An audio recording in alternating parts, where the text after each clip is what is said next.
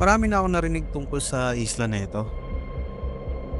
Sabi nila tahimik daw, magaganda ang dagat at magaganda ang mga tanawin. Kumbaga parang Reef to Regis ang ganda ng isla na ito. Sariwa ang hangin, presko sa pakiramdam at parang bawat sulok ba may kwento. Marami na akong rides na nagawa, iba't ibang lugar, iba't ibang karanasan. Pero iba yung excitement ko para sa ride na to eh. Curious na curious ako kung ano nga ba talaga ang meron sa isla na ito. Bakit nga ba daming naaakit bumalik sa isla?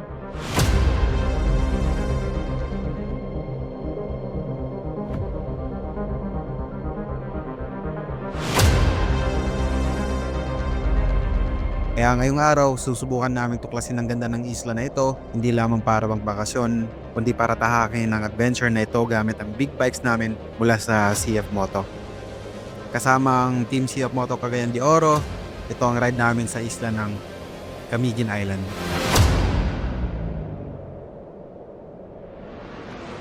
Check natin kung nasan na sila, baka kasi hindi pa sila malayo. Dito na tayo sa Balingasag.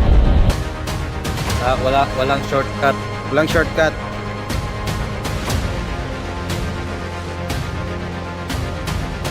Sobrang ganda.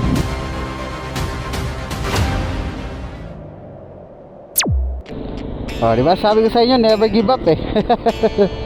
Hindi nag-give up ng basta-basta si Speedy. So nahabol natin yung van, nakuha natin yung mic adapter. So hindi supposedly but dapat lang narinig na ako sa inyo, rinig nyo na ako sa mic, I mean sa camera. Let's go. Ang masamang balita is ano na daw sila, lagpas na daw yung convoy natin, yung mga motor. Medyo bibilis-bilisan natin ng konti para makahabol tayo sa mga tropa natin. Yep, naiwan tayo ng grupo. I got too excited pero as usual, tsaka pala magpapanik kapag late na. This will be my first time to go to Camiguin kaya sobrang excited ko. Hindi pa naman siguro nakakalayo yung grupo kasi ang usapan, chill ride lang. Pero, chill ride nga ba talaga? O siya, habol tayo mga ka-speedy. So, dito na tayo sa Balingasag. Ay wait, Balingasag na ba to? Actually hindi ako sure kung Balingasag na ba to. Pero nabutan natin si Sir James, naka CLX 300. Gamit natin isang CLX 700. Of course, puro CF Moto tayo. Ay. We've already traveled about 48 kilometers pero hindi pa rin natin sila nakikita. Kaya habol ulit, let's go!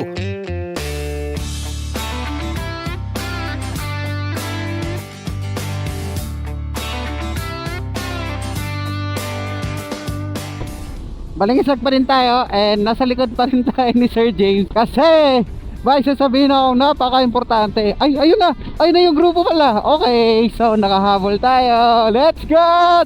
Pero syempre, yung takbo talaga natin is maximum tayo ng 100 kph as long as open and bakante. Tulad neto, 60-70 lang tayo kasi medyo traffic. Ayun, dito naging grupo guys. By the way guys, hindi ko pa nasabi pero sa video na to, pupunta kami ng Camiguin and gamit natin yung CLX 700. Ay, nasabi ko na pala yun. Ayan, dito si Quezel Mabini, saka si Janner B. Let's go!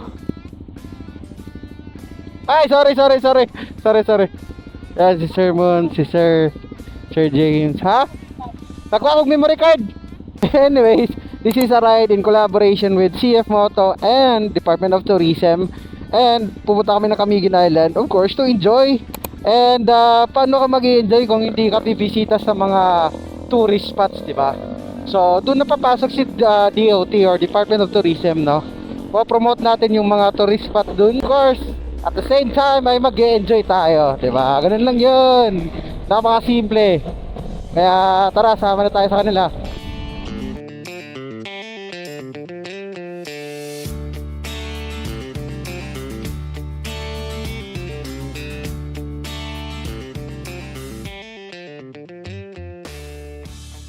At ayun, finally guys, nahabol natin sila. Dito na tayo ngayon sa may Sugbong Kugon, sa may City Hall nila ito. So nahabol na natin sila. So, by the way guys, pag hindi ko pa nasabi kanina, 'di ba? Ang mangyayari kasi sa video na to is gusto ko i-share sa inyo kung gaano yung nag-assess natin sa gas, magkano yung bayad sa barge, and then ano ba yung proseso pag sumakay tayo ng barge, kung pwede ba sa sasakyan, pwede pa motor, and basta i-share ko sa inyo lahat ng mga pangyayari kasi first time natin sa Camiguin Island.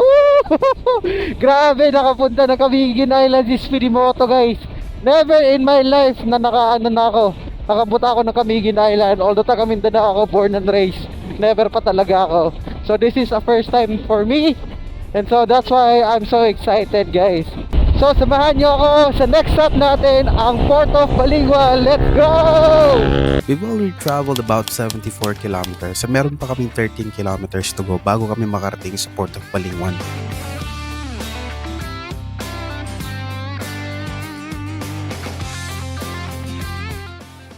Dito na tayo guys.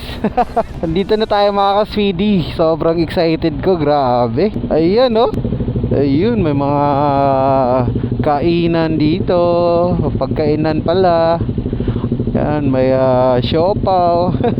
Puro pagkain agad nakita eh. Gutom na yan.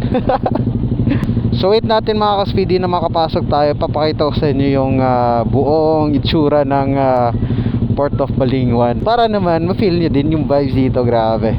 Wala pa akong idea kung magkano yung babayaran namin sa entrance.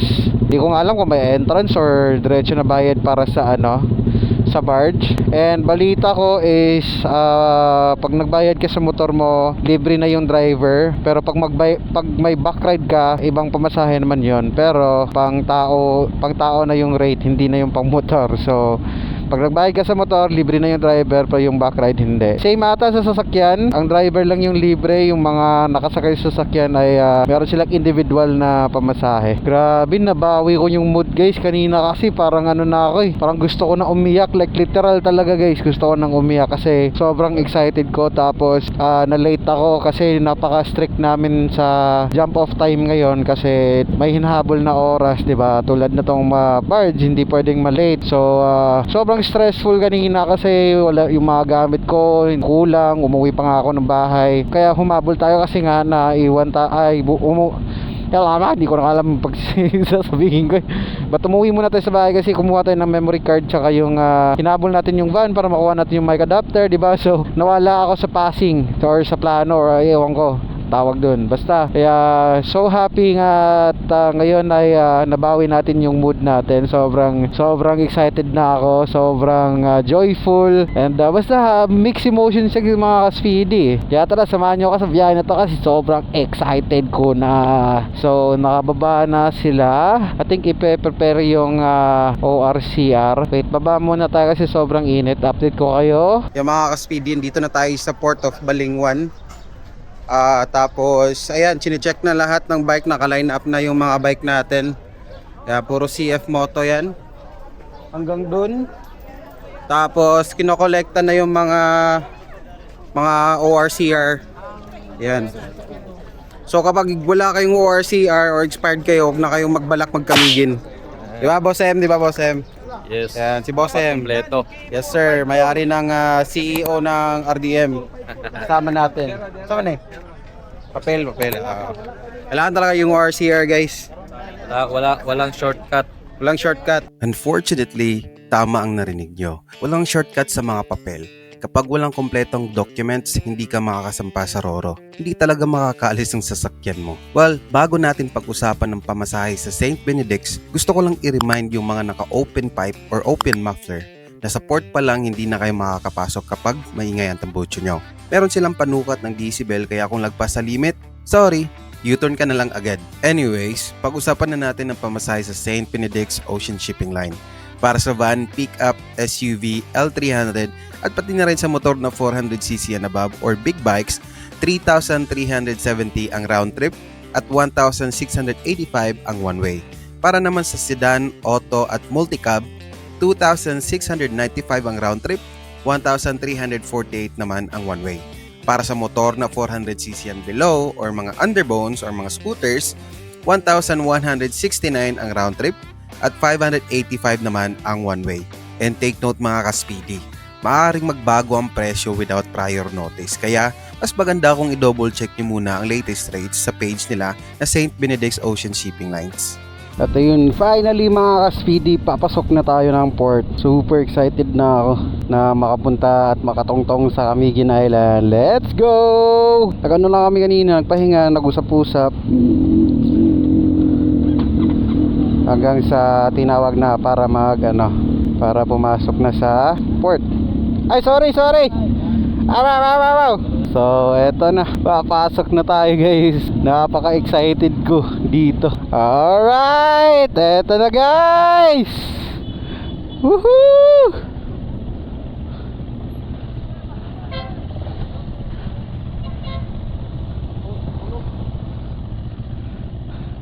Yan guys. Shout out kay St. Benedict Ocean Shipping Lines Corp. Sila yung official partner natin sa transpo natin para sa Camiguin Island. Line up muna kami. I think nakapasok na yung mga sasakyan. So, grabe guys, ganda ng tubig oh. Dito pa lang excited na ako. As you can see guys, sa hindi kalayuan makikita mo na yung Camiguin Island. Ayun oh, yan yung Camiguin Island. Sobrang ganda. Excited na ako makapunta dyan. And balita ko, madali lang daw libutin yung Camiguin Island. Nasa mga 64 kilometers ata approximately. Yun, nakapasok na kami sa Areco, sa barge or barko. Ayun na, yun yung mga motor ng CF Moto. Ayan, yan, may mga papasok pa. Tapos yung mga sasakyan, ayan, lahat ng yan. Excited na tayo. Let's go. So, ganito siya guys. Tsaka doon yung main cabin. I think meron pa sa taas. So, meron pa siya sa taas. Yun. Dito tayo sa kanila, sa tropa. Sandun naman yung Camiguin guys. So, ayun, no? Kitang-kita yung Camiguin dito. Excited na ako Excited na ako makapunta ng Camiguin Island. Okay guys, pababa na kami papuntang parking area para mag-turn over sa mga motor kasi nasa Camiguin na kami. Grabe, sobrang ganda dito guys. Ayan, no? Yan agad yung bumungad sa amin guys, oh. Sobrang ganda. Wow. Grabe, ayan oh. Camiguin Island. Sobrang ganda dito. Labasan time na. Lalabas na yung mga big bikes para makapag-ready na.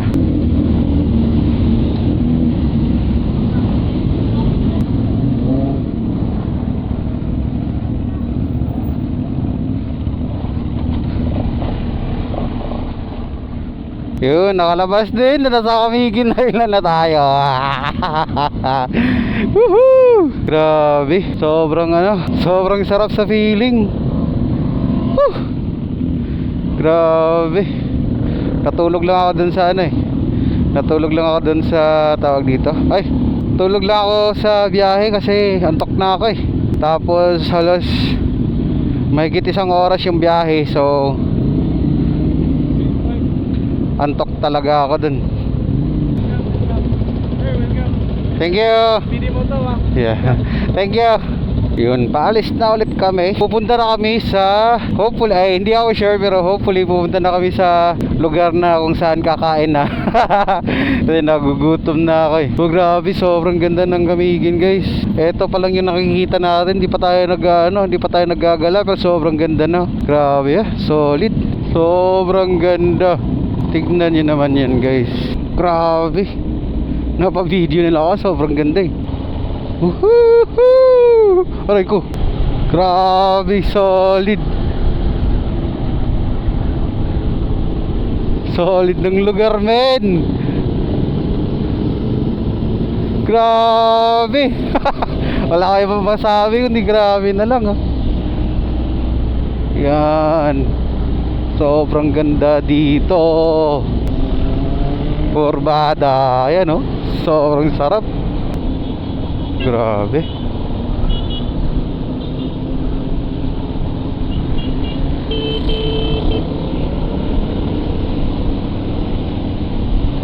Woohoo! Grabe, laki ng bundok. Kapag ka siguro taga dito ka, hindi mo na siya masyadong ma-appreciate. Pero kapag hindi ka taga dito, lalo na pag first time mo dito, di ba? Parang ma-amaze ka sobra. Kasi first time ko dito eh. Yan oh, grabe. CF Moto Cagayan de Oro goes to Camiguin.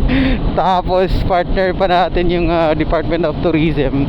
Sobrang honored ako and sobrang saya ko na nakasama ako dito. Nabigyan tayo ng opportunity na ma-explore yung beauty of Camiguin habang gamit ang motor, di ba? Yun yung passion natin. So, nag-e-enjoy tayo habang nakakatulong tayo sa ekonomiya, sa turismo. And at the same time, nag-e-enjoy tayo and nagagawa pa natin yung bagay na gusto natin, di ba? Yung pagmumotor. Kaya sobrang thankful ako dito, sobrang blessed. Thank you, Lord. Yun, ano kaya meron dito? Nag-stop over na sila eh. Yung iba rin to, stay far, di ba? Stay far. Yung iba kasi keep your distance. Ito naman, stay far. Oh, di ba? Ito na. Ito na yung finale, guys. Kakain na. Ayan, ito yung grupo. Grabe, may pagkain, guys. Oh. Ay, loko. Lumipad yung ano. Nag-fly away. Hala. Ayan. Pansit bihon, tsaka...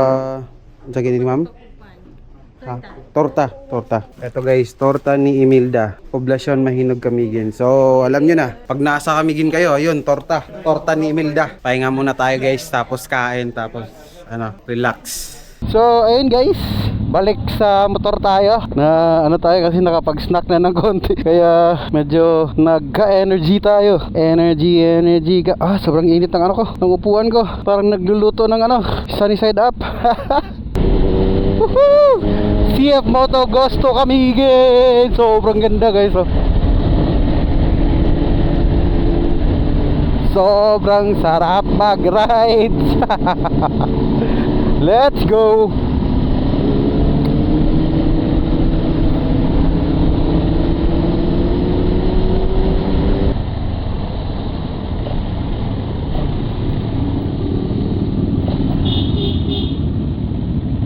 Stop over muna kami dito. Actually, sobrang ganda dito guys. Wait lang, patayin muna natin motor. Yan, nilabas na yung drone. Nag-vlog na yung mga vlogger. And yeah. Ganda dito, hindi ko alam saan to, pero ganda. Maganda.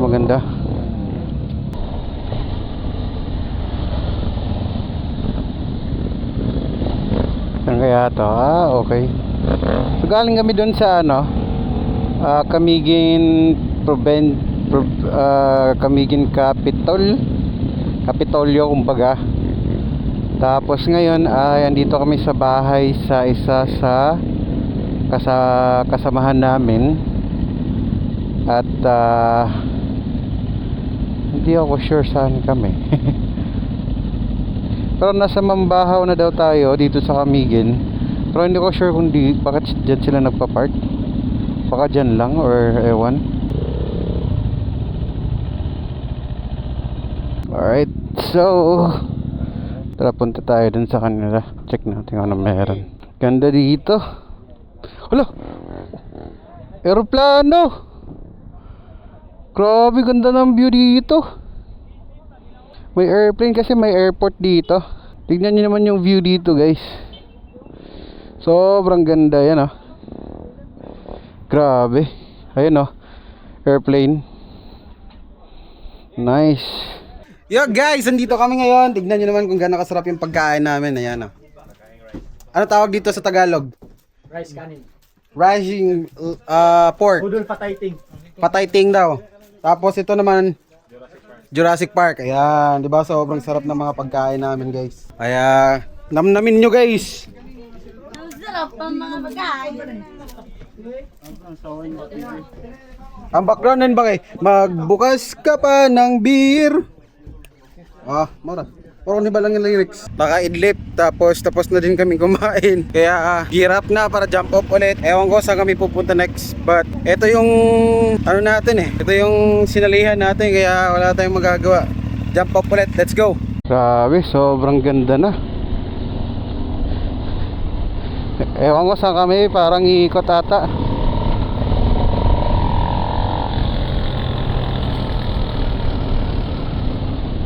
Di ako sure kung saan pupunta next, pero bahala na si Batman. Medyo ano tayo, medyo matamlay yung boses natin kasi naka-idlip tayo kasi sobrang bigat na talaga ng mata ko. Kailangan na umidlip. Meron namang ano doon, merong foam, kaya naka-idlip tayo na maayos.